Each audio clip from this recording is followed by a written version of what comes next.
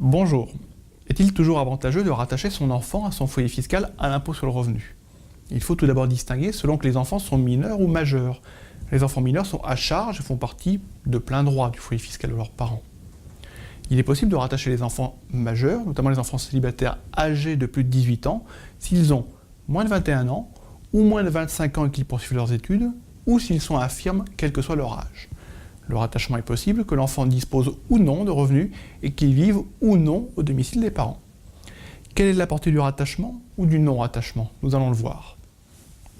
En cas de rattachement, les revenus éventuels de l'enfant seront pris en compte pour l'imposition de ses parents. La présence d'enfants, à charge ou rattachés, procure des majorations de parts pour le calcul du quotient familial avec, selon les cas, des quarts de part, des demi-parts ou des parts entières additionnelles. Lorsque l'enfant a peu ou pas de revenus, sa prise en compte dans le foyer de ses parents a pour conséquence un ralentissement de la progressivité de l'impôt sur le revenu. Le gain correspondant est cependant limité, on parle alors de plafonnement des effets du quotient familial. La limite diffère selon la situation familiale, mais la limite la plus fréquente est actuellement de 1 508 € de gain fiscal par demi-part additionnelle. Pour un couple marié avec 2 enfants à charge ou rattachés, donc 2 demi-parts additionnelles, le gain fiscal maximal en résultant est de 3 016 €. La limitation de la progressivité de l'impôt n'est pas le seul avantage du rattachement. Lorsque les enfants poursuivent leurs études, une réduction d'impôt sur le revenu pour frais de scolarisation s'applique de 61 €, 153 € ou 183 € selon les cas. En l'absence de rattachement, l'enfant majeur est imposé distinctement et les parents ne bénéficient d'aucun avantage fiscal. Il est cependant possible de lui verser une pension alimentaire qui peut être déduite du revenu global des parents. La limite annuelle de déduction est actuellement de 5 726 € par enfant, mais il faut pouvoir justifier qu'il s'agit d'une pension alimentaire et que les versements ont bien été réalisés.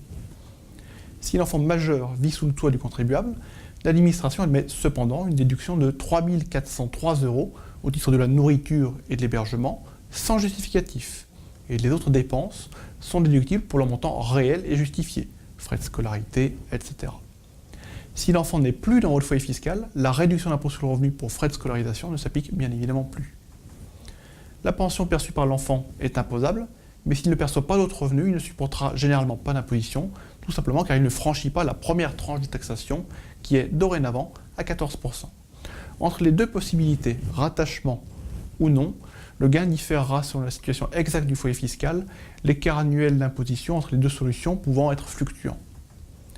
Le gain du non-rattachement et du versement d'une pension alimentaire est surtout important pour les contribuables qui disposent d'un TMI élevé, 41%, voire 45%.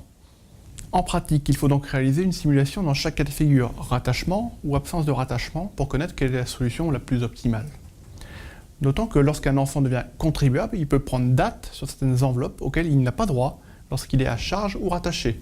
Il peut notamment ouvrir un plan d'épargne en action, PEA, un plan d'épargne en action PME, un livret pour le développement durable et, le cas échéant, un livret d'épargne populaire. N'hésitez pas à consulter votre conseiller habituel sur cette question du rattachement ou non de vos enfants à votre foyer fiscal au regard de l'impôt sur le revenu.